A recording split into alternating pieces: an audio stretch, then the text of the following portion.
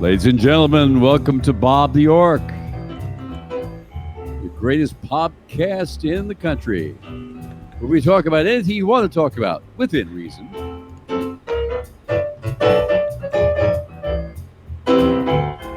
Welcome, ladies and gentlemen, to our show. All right. Thank you, Richard. They want us poor, docile, and fighting each other. This is Eating Bacon with Bobtheorc. We've got a great cast tonight. But first, our disclaimer. This show is a work of fiction and is for entertainment purposes only. Any resemblance to real-world people or events is purely coincidental. All right, so here we are, our first show of 2022. And we got some people here, so we're going to go around the room. We're going to go introduce ourselves. Let's start with you, Richard. We got our new music producer here, our music department. Richard, tell us a little bit about yourself. I am in New York, and that's all. I am a professional musician and music teacher. Do a lot of online stuff with the pandemic going on, all this. But Bob and Mark and I know each other for many years, actually. Oh, I should say, excuse me, not Mark. But we know each other for a few years now. And in fact, I had the fortunate circumstance many years ago to meet Bob's lovely wife.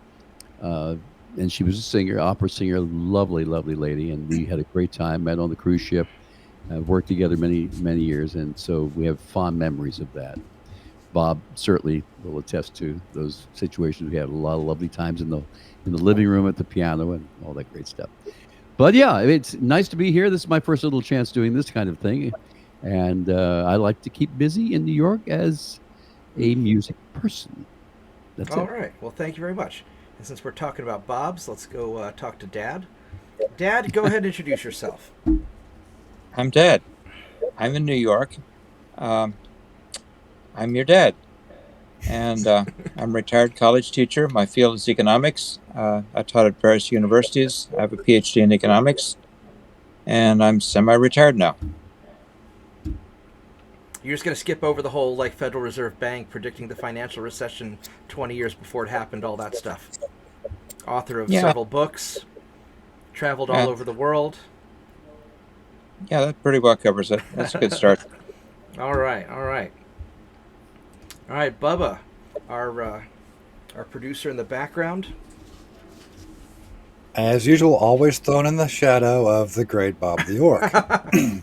27 years ago, I went through college with this guy to do broadcasting, and now, 27 years later, here I am producing his show. Oh, my career is skyrocket. But I'm also a financial coach, and I manage a computer store.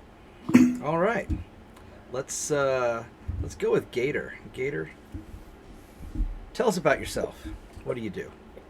Hey, how's it going, guys? I'm a Gator from the clan McCluskey.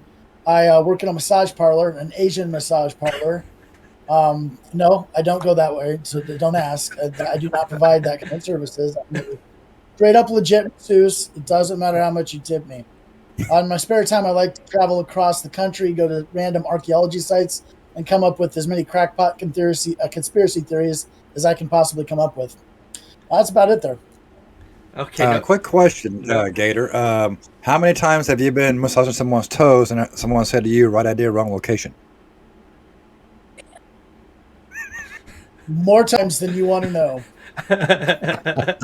So no federal lingerie modeling today, I see. No, well, you can't have it all. Today, unfortunately, sometimes I have to be, just keep it straight up PG. I don't want to get you banned from YouTube. I'm very sexy. I know that, but Well, we'll save that for the after party. All right, Maddie.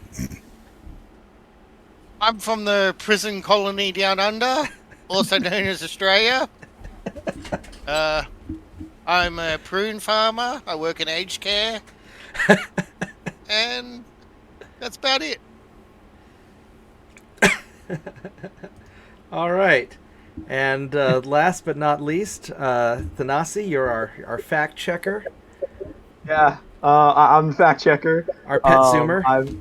Yeah, exactly. I'm a student currently at High Point University, my senior year, but I'm going to go into the master's program next year. Majoring in game design, just trying to try to do what I love, making games, telling stories in the world. But I'm an avid D&D player, and I love to just people being not so smart in politics. It's fun. All right. Well, there we are. So let's get some intro music, and then we'll get right to our first story.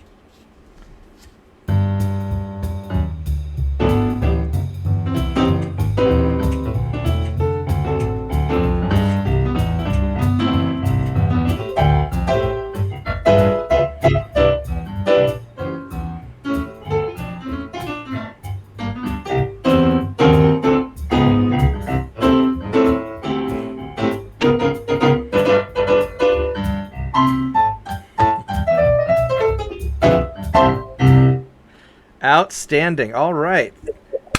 Little jazz for you to start the roll. I like the jazz. That's good.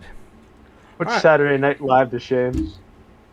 I know, Oh, right? I got a lot of stuff on this keyboard. You wouldn't be. I've even got Chariots of Fire on here. My goodness. Well, we can do that a little bit later. All right. So Bubba, what do we got first? Let's start with economics. Okay. Let's An talk article about was sent. An article was sent to me just a few minutes ago, actually, about this is from Market Watch. Good luck. We all need it. U.S. market approaches end of super bubble, says Jeremy Gratham, and I'll pull the go pull pop it up. right Yeah, there. pop it up on the There screen, we go. and let's see if I can bring it up this time. There we go. Hey, it worked. Something works on this podcast. All right, lay it on us, Bubba. The U.S. is approaching the end of a super bubble, spanning across stocks, bonds, real estate, and commodities following massive stimulus during the COVID pandemic, potentially leading to the largest markdown of wealth in its history once pessimism returns to real markets, according to legendary investor Jeremy Grantham. This kind of gives me shades of 2008 when the housing bubble bust. By the way, that's the first thing that comes to my mind when I see this. In quotes, for the first time in the U.S., we have simultaneous bubbles across all major asset classes, says Graham, co-founder of investment firm GMO, in a paper Thursday. The estimated wealth losses could total $35 trillion in the U.S. should valuations across major asset classes return 2/3 of the way to historical norms. Can we tell? I did not pre-read this yet. Yeah, I noticed that. One of the main reasons I deplore super bubbles and resent the Fed and other financial authorities for allowing and facilitating them is the under-recognized damage that bubbles cause as they deflate, says Grantham. The Federal Reserve, and this may be where I think we're just going to cheat a little bit and ask Dad to explain all this to us. I was about to throw it to him right there. Yeah, that'd be a good idea. All right, how In do I? English, please. All right, so let's close that. All right, so Dad, what's going on? Well, as a background, I was an economist at the Federal Reserve Bank, and the Federal Reserve has a real dilemma. It's like trying to drive a car and have one foot on the gas pedal and one foot on the brake at the same time. The directive of the Federal Reserve is to have full employment or go as much toward full employment as they can while keeping down inflation. And inflation is one pedal on the car and full employment's the other pedal, and you can't do both simultaneously. So the Fed's caught between a rock and a hard spot. There was a first bank of the United States and a second bank of the United States, and they were allowed to expire, and the Fed basically is at the whim of Congress. If the Fed doesn't kind of kowtow right in between and maybe not succeed very well, that keeps it in existence. Otherwise, Congress could just have an act of Congress and say, let's get rid of it. So That make it's Ron got Paul a real happy. dilemma. So I just saw an article today that they're trying to have a digital currency, much like Bitcoin, that will be the national currency. That way, all the transactions can be tracked. But no, we do have bubbles. The problem is each time we have like the housing crisis and so forth, the taxpayers come in, everybody spends their money to bail out the rich guys. Nobody goes to prison. And the little guy, has a tough go. He loses his home or whatever. And with every crisis, the little guy loses and the big guys get even bigger. So I know you've been talking about inflation for a long time. But it sounds like we're going to also have a big stock crash, a big asset crash of some sort. Well, there's a term called stagflation, and with stagflation, you have a stagnating economy with rising prices. And it looks like I just went to the supermarket today, and I looked. I haven't had a steak in long, long, long, long, long time, and I looked at the price of a steak, and I thought, nope, can't afford it. And there was once a time, when you'd pay $1 something a pound for a steak, and now it's like $18 a pound for the steak I was looking at. Uh, when I was young, and I'm old now, but when I was young, you'd go out and buy a candy bar for 10 cents, Snickers, Milky Way, Hershey's, and you can't buy a candy bar for 10 cents. So the real dilemma is somebody saves their money and they're following all the rules and they keep putting their money aside. And yes, it sort of grows, but inflation grows just as much or faster. I'm old and I'm on Social Security, and I just got the wonderful news that I get a 4 or 5 or whatever percent bump in my Social Security tax. But in the meantime, everything else is going up faster than that. And when the government tells you inflation is only at 6.9% or whatever, you can figure it's probably twice that because they cook the books. They don't want to pay, all the increases on Social Security and the various government payments. So it's tough being what used to be middle class. Okay, but I wish to talk to you a second about the actual. We're talking about steak here, and Bob will tell you I'm the expert on steak. Yeah. For the past 3 weeks, though, I've noticed a decline in per pound price of steaks because I'm either buying cowboy or thick ribeye every time I go buy a steak. Because at the height of this issue, in the middle of last year, it was what 17, 18 a pound, something like that, Bob. Yeah, well, I think what happened was you had two factors because you had both inflation raising prices, then you had an extra spike with COVID when all the meat packers got sick. That reduced the supply because you still have your supply and demand, but then you have overall inflation as well. So I think we saw steak get super expensive because the meat packers were sick and we had a lower supply, and then so now that they're back to work, the steak prices are coming down a little bit, but inflation's still pushing it up. That's true. So the COVID effect is off, is what you're saying, or lessened now. Yeah, so now we're just seeing regular inflation. I don't price steak very often, so for me it's just a jolt. I hadn't looked at it in quite a while. Let's see. I went and bought a steak 2 nights ago. Came home and grilled it up and ate it. It was $11.16 a pound. Where are you getting your steaks at? Because I was when I was at Homeland, it was looking about almost $18 a pound. Walmart. You know I don't come home with anything less than that thick. Yeah. I don't screw around. Give me my beef. Hey, so, just because I shut up. Alaska, have a lot of farmers still in the family.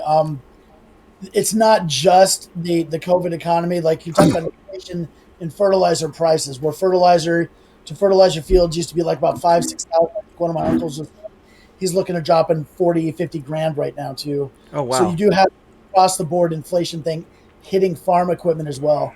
The other aspect of that too is you do have a lot of land purchases that aren't really, most people don't know. Like Ted Turner owns tons of land in Nebraska. Bill Gates owns tons of land in Nebraska, and that used to be viable farm land that was farmed and was producing corn, which primarily goes to feed the cattle there. That now you have a reduction in overall production, which I don't know is necessarily a bad thing, but it's definitely driving up the price of corn long term, and driving up the prices of meat as well. So I think all the factors you guys mentioned definitely pertinent points, but there's other there are deeper, more structural problems there as well that's going into something as simple as the price of meat. So we're really just seeing the start of this, and so I think much like how stocks and crypto will kind of spike up and down, and as it's going for an overall trend, I think what Gator's saying is that the overall trend is going to be going up, but it could vary a little bit here and there as it's as the price is shifting. Well, in the meantime, we have an enormous wealth transfer in this country. Probably the majority of the people are living paycheck to paycheck, and every little bump in the cost of gasoline, you go to fill up your car, and an extra $10 to fill up your car, and then you go back a few weeks later and another $10 to fill up your car, and that's money they just don't have. And it's a matter of do I pay my electric bill? Do I do this? Do I do that? it really hurts the middle class. Yeah, it does. So, I mean, if I could ask a question, sorry Sure. to talk about Okay. I'm with you. This is happening. Why is it happening? Like from your experience, working at the Fed, do you have an explanation for why this is all occurring right now? What might be driving it? Okay, and now I have to say this: you cannot say people are being idiots. Okay, that's not an answer. So we're looking for Well, actual what I'm factual going to answer. say is totally a Yeah, work but of people just fiction. don't want to hear Okay, it. so this is all not true. So just reverse anything I say. Starting at about the 1960s, government became bigger and bigger and bigger and bigger and bigger and bigger.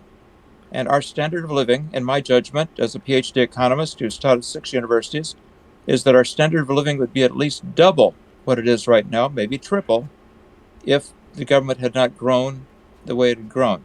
But this is all a work of fiction, so take anything I have. Right. So YouTube don't ban us for being anti-establishment. Exactly. So I'm all for big government. I think the bigger the better. I think we ought to have full-blown collectivism. It's worked so well everywhere. Authoritarianist collectivism. I'm a strong advocate of Yep. total All collectivism. hail the tech overlords. We will all be serfs and like it. Speaking of big government, Maddie, how's it down under? Do you guys even have cows anymore, or have they been all locked away? Cows? I'm not talking. I'm not. Yeah, cows. The kind you eat, not the women you take home. Damn. Very funny. Anyway, we're a major meat producer, so we. Yeah, that's what he calls himself. Our prices in meat have skyrocketed. But having said that, we still spend for us, meat's pretty much cheaper than some vegetables, Okay. But we've definitely gone up in price. Like we used to pay Woolworths was selling mince for $11 a kilo. Now it's 16. So we are feeling it. But as long as you don't buy it from Woolies and go to your butcher, nothing's really changed. Okay. So you're not hitting it quite as hard as we are here. Well, I think we are if you're buying from a major chain, but because our butchers buy local, they're not affected as badly. But Woolies, there's places where they've just got no meat at all. Like you just can't buy it. Because their, stock chain is a lot longer. But as long as you go to the butcher, you'll be fine. You should be buying your meat from a butcher's anyway. Well, you get better quality that way. Yeah. Yeah. And Sure. the other thing is, Woolies, because they were allowed to stay open and all the small shops were forced to shut, are doing massive price gouging. Oh yeah, because you guys don't have a lot of options there because all the local businesses got shut down. Our government's very much in the pocket of corporations. Yeah, you're talking about an island nation here, basically. Yeah. I'm not trying to slam size. I'll slam you personally. You've heard me do that 3 or 4 times on you. But Woolies in particular have gone crazy with their price gouging. Prices have gone up across the board on everything. And they say, we don't have enough staff or all this crap. But I know people who have applied for stock fill and all these other things for Woolies, and they haven't heard back from them. They've called them back, said, hey, you say on the news that you're short-staffed. I'm keen. Because a lot of people, lost their job during COVID because, their job wasn't open. So Woolies is causing an artificial crisis and are using it to price gouge. Okay. Obviously, there's no price gouging going on in America because that would be naughty, and we shouldn't say that. No. Yeah, I have a request. I think it's time for a musical interlude, and my favorite song is "The Look of a Woman." Is there any kind of an abbreviated version of that we could get as a musical interlude? Yeah, because I know Richard has to go soon. I am pretty sure that he can whip something up pretty quick. I would appreciate that. That's one of my favorites. Oh, Bob. Let's try something here.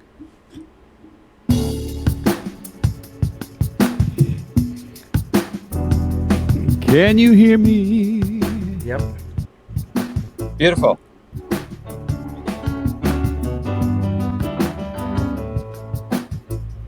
The look of a woman is a smiling face. The look of a woman is out of time and space. The look of a woman with all her shining hair is really something rare. How clean the breath of air when she's standing there. Look of a woman is a quiet thing. She whispers so gently, and things start happening. When she reaches out and she touches my hand, well, I know she's a woman, such a beautiful woman. For the look of a woman is you.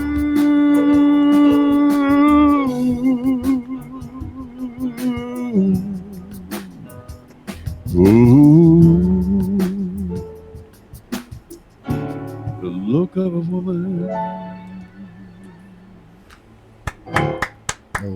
Awesome, awesome, Richard. I should make a Richard joke about explained- that, but Who's the composer of that song, and how did it come about? Bob, you're such a stinker. yeah. Well, actually, I am the composer. I'm the one that wrote that song. Many And years how did it come about?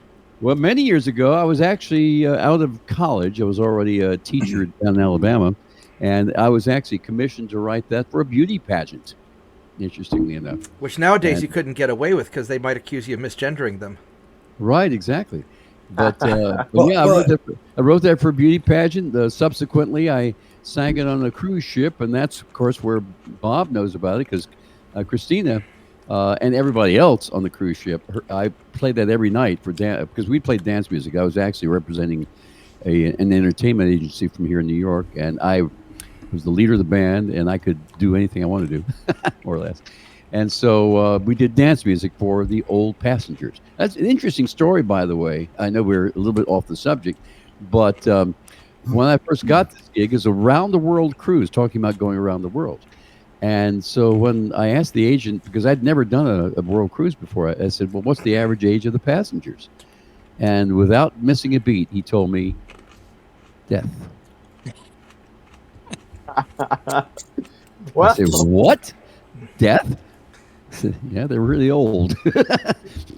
And then the interesting thing was that, sure enough, it was a 3.5 month cruise, right?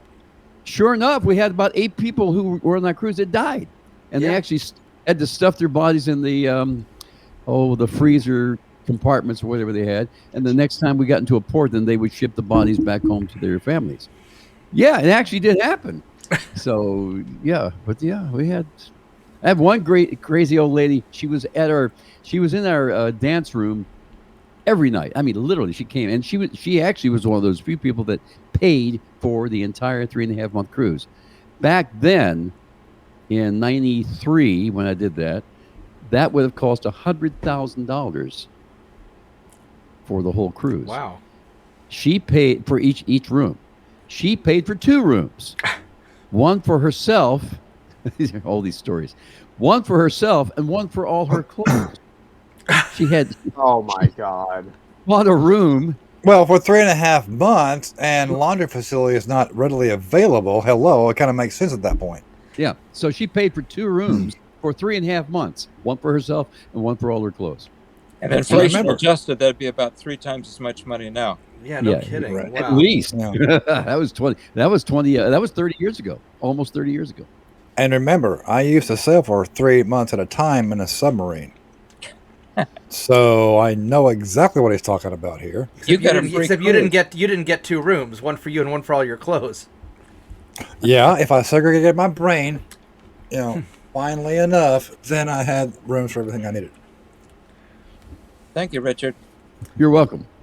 So, I'll tell you more of those stories later on. But all right. yes. Hey, look forward to them. So my next question, this kind of leads into our next article, is so with inflation happening and everything, just all the craziness going on. Dad, you sent me an article about how crypto prices have just been going on sale, and that's sort of the opposite of what you'd expect. You expect gold to go up and crypto to go up, and so Bubba, why don't you go bring that article up, the crypto Should be right article. there. Let's In the go. meantime, Tanasi, check the price of gold. Has it moved above $2,000 or is it about $1,800? Gold hasn't moved either. All these classic inflation hedges haven't gone anywhere. The current price of gold is $18.39. It has been stagnant. It's not gone anywhere. Yeah, so So- everything's doubling in prices and gold's staying the same. Crypto's on You look sale. at the price of gasoline. You look Okay. at meat prices and so forth, and you got supply bottlenecks. You got everybody out of action with COVID. Truck drivers not wanting to drive to big cities. A lot Seriously, of can I touch on that a second? go for it. Okay. When I had to retire from driving a truck, I was paid 42 cents a mile. Okay. I just watched an article 2 weeks ago from the company that I had retired from. Now they're paying their drivers 65 cents a mile plus. 50% increase. Yep. Exactly. Okay. So something's going on. Now, there's also another theory going on out there that says we're having a driver shortage. And I think that's kind of where you're going with that. Let me give you some insight on that from someone who has been in that industry for 22 years. We've always had a driver shortage. We've always been, any article from 1998 until now has always said anywhere between 75 and 100,000 drivers short of what we needed to get everything done. So what would They've account for the always said pay that. increase and the driver and the really big driver shortage now? Because there's a lot of stuff that's just not on the shelves. I went to my favorite bacon that I used for the show. I couldn't find it. I had to go with my second favorite bacon. So do we need to make a second favorite bacon show channel here on this Discord? No, it's the same brand. It's the same Dailies bacon. It's just it's the normal version, not the pepper version. Just thought I would ask. Oh, okay. We call it eating bootleg Bob with bacon. That's right. Yeah, the bootleg bacon. But I think it is more of a fear. Okay, back in the late 90s when I first started driving, okay, you got your information from, U.S. News, CNN was kind of going, but back then, FCC had to have both sides to the story every time. You couldn't, just lean one way or the other. And people still thought that news was legitimate back then. Exactly. Okay. And of course, in 2006, that got stripped away, and now where we're at now. But so you had to show both sides, so it wasn't that big of a panic. And plus, back then, it was still technically the Wild Wild West, where paper logbooks. I could tell you 5 different days where I started driving at 8 o'clock in the morning, and I ended at midnight, blowing away just about every federal regulation you can think of about doing that. But I was there, ready to go the next morning. Obviously, this is the part where the show's a work of fiction, because the real Bubba wouldn't ever do that. Of course he wouldn't. Yeah. No. So this is all purely hypothetical. See the halo? It's held up by my horns. Yeah, Anyway, so Gator, don't get him in trouble. I'm biting my tongue, man. But a lot of drivers did that just because they wanted to sleep the night before, and they knew where they were going, because they knew that when they got there, they got there at midnight. They had to wake up at 4:30 to check in. Then they could go back to bed and they wouldn't get woke up again until about 1 p.m. So they got all their sleep. So I couldn't tell you how. it kind of sounds like if you let the drivers just do their thing, they get the job done. And But as usual, when it comes to any type of group of people in the world, not just this country, but in the world, you've got the 15% is going to ruin it for everybody else. yeah, And that's where everybody zeroes in on it when it comes to this regulation. well, I'll give you a statistic. Okay. 85% of all truck and car accidents usually involve the car being towed away. mhm. And 95% of those instances, it's the car's fault. It wouldn't surprise me. I've seen a lot of cars where, the lanes are about to merge and says "Do not pass." You see some asshole in a Beamer just zip around, or a Prius. People driving Priuses are crazy motherfuckers. Believe me, you have no idea how many times I had to pull a seat cushion out of my ass because someone did exactly that, and I'm trying to stop 80,000 pounds of. And I bet they were in a Frozen. Prius. I didn't stop to act. I was too busy, pulling seat cushion out of my ass and taking Your my butt heart cheeks, medication, yeah. which I don't need anymore because I haven't driven over a year. That's kind of That's good. That's good. So, yeah. So Richard, speaking of off topic, there isn't really any kind of topic to the show. There's some guidelines, but this is the whole theme of the show is a bunch of friends sitting around the dinner table, virtually, of course, because everybody's all over the place, and just kind of letting the conversation go where it goes. And unfortunately, you're going to miss the after party because you have that class. The after party is where it gets really crazy. Yeah, and by the way, Richard, if you don't mind me saying, you've got 7 minutes. What time? Well, is your I have an idea. Actually, When it's time for Richard to go, we need some exit music from him too. Here, I'm going to That's go ahead and very close true. that. I'm going to go ahead and close the Bitcoin article. Unless you want to, let's go read through the Bitcoin article real quick, or just Okay. give us the summary on it, and then we'll ask Okay. Dad some questions. All right, cryptocurrencies have had a dismal start to the year and continue to plunge as major economies around the world look to curb their growing popularity. In other words, they're going on sale. Bitcoin has fallen over 7% in the past 24 hours. Let's see, this was published at Lunchtime. an hour ago. Yeah, only 12 hours ago. In the past 24 hours, and was trading at 39,097 as of 3 a.m. Eastern Time, according to the CoinDesk. The world's most valuable cryptocurrency has plummeted over 15% since the beginning of the year. In November, it was trading at a record high of 68,990. Its peers have fared worse recently. Ethereum, how I pronounce that right, which is the world's second most valuable cryptocurrency, fell almost 8% in the last 24 hours and is now trading at around 2,895 according to CoinDesk. It is down almost 20% since the start of January.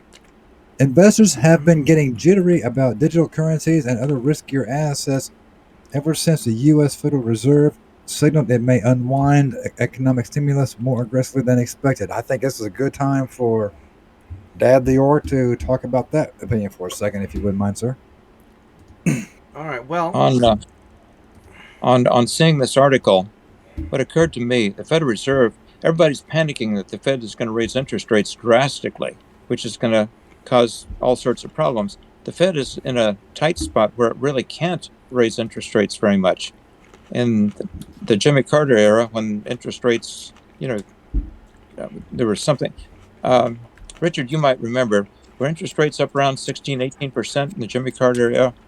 They were way, not all interest rates, but, they were over 10%, 10, 12, 14, 16%. The Fed's not in a position to do that and right now now. it's at what, like 0.25%, 0.5%? Somewhere under 1%, I'd say. Yeah. And the problem is the government has so much debt and paying interest on the debt. If they had to pay 10 times that, they couldn't do it. They'd be borrowing money to pay money. So the Fed's in a very tight spot. I don't think the Fed's going to be able to tighten very much. And in the meantime, a lot of the problems are structural. Inflation is caused by either too much money or a restriction of supply. And we're talking about the problems with the truck drivers and the problems, with the coronavirus and, production and this and that. A lot of our problem for the past year is has been in the, we can no longer have, we can't have the pipeline, we can't have fracking, we can't this, we can't that, and people don't need to work because the government will pay for them not to work. So we've got constraints on the supply side. Well, nonetheless, whether it makes any sense or not, everything's taken a hit. And you got the big, BlackRock and these big outfits and wealthy people buying farmland and houses. For the ordinary individual, to buy a house or land, you got to pay taxes on it. It doesn't really belong to you. You're basically paying to be able to rent it from the government. Whereas these cryptocurrencies, or gold if you kept it concealed, is basically yours. So it's a wacky environment. Well, So I wanted to throw a couple of thoughts out there. First of all, if you look at the price of Bitcoin, and when it really skyrocketed in early 2021, I kind of told people that this is it seemed to be artificial. If you look at the price of Bitcoin right now, it has been increasing consistency, but it seemed like there was almost a massive artificial bump in Bitcoin price. And it almost seems like right now Bitcoin has normalized to what it should have been had there not been an artificial purchase spree on Bitcoin, early 2021. So, one thought at least regarding cryptocurrency is that it's at its normal price right now. This is just Bitcoin's price normalizing after an artificial bump. The other point, it's not so much a point, but it's a question. What do you think of the long-term ramifications of BlackRock investing as much money as they have in the housing market right now, and how much basically how property they own within the context of the United States, and what does that mean to have that much property in the hands of what is at least ostensibly a private company? Right now, the government has created a situation where the wealthy can get wealthier, and the people that work 3 jobs within a family to just try and pay the rent are screwed. And people say, why this all political? Why we have terrorists. We have moms going to PTA meetings and complaining about things, and of course they're a terrorist. It's a wacky environment. It's very unstable. I think we need some exit music before we lose Richard Danley. Maybe so. Maybe well, so. So here's what we're gonna do. So the first part, and it also looks like Bubba's back is killing him again, so he's gonna probably have to take a break. So the first part of the show is YouTube friendly, and we're gonna soon be wrapping up the first half of the show. And for the second half of the show, Gator's going to give us an intel update about what he's discovered about those Patriot Front guys. And so you're saying I'm not YouTube friendly, Bob? Okay. I mean, no, I agree. There's a lot of things that you're going to tell us that are really interesting. I want to know about, but I'm fighting. I wanted to make a reference to Larry Abraham and Steve Allen's books, None Dare Call It Conspiracy. In 71, or it was in 72 for that election, that talked about government control or banking control of civilian decisions in order to exert government control of the populace, but we'll bit my tongue. Yeah, you bit your tongue. You've been a very good 3-letter agent, and we're going to discuss that. I have a question. Yeah. How much of this crypto problem is because people who buy crypto are not generally the ultra wealthy. How much of this decline in price has got to do with people selling their crypto because they're not having? Oh, because they have to pay the bills. Oh, that's a good idea. Pay the bills, yeah. Then it's not making. I think we need the exit music, and then before the exit. So real quick. So what we're gonna do is we're gonna have some nice suspenseful exit music, and then we're gonna take a quick break, and then we're gonna record the second half, which is only available on Rumble. And you can find our links to everything we do at bobtheorc.com. And so the YouTube-friendly stuff will be on YouTube, and the extra spicy stuff is only on Rumble, because theoretically they're not going to ban our ass. So Richard, give us some suspenseful music, and then we'll take our break and come back for the conspiracy theory after show. It's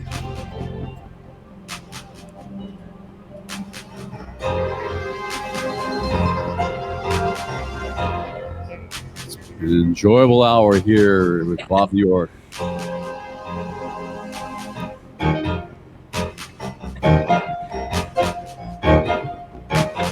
Taking my leave of your senses here. Bye for now. I'm Richard. So long, Richard. All right. So that was pretty awesome. I think, other than some technology issues that we have to kind of work through, I think that worked out pretty well. we still need to kind of sort out getting the music to not get blacked out by some of the by Discord kind of prioritizing different speakers. So for those of you watching, we're recording the show on Discord because most of us, except for Dad and Richard, are a bunch of gamers, and Discord's how we're hanging out anyway, and how the show got started originally is we'd all be hanging out playing video games and eating tasty meat products in the evenings, usually on Friday night. And we thought, what the hell, let's start recording because we say some pretty crazy shit. So we're going to wrap up the first half. So I'd like to thank everyone for watching. You guys have been great. We're going to be back on Rumble here in a few minutes. And don't be assholes to each other. Check us out at bobtheorc.com. And also, Dad, I'm going to put a link to your book about how to beat inflation in the description below. And his book's also available at bobtheorc.com. Thank you very much, and we'll see you in a few more minutes on Rumble. Goodbye.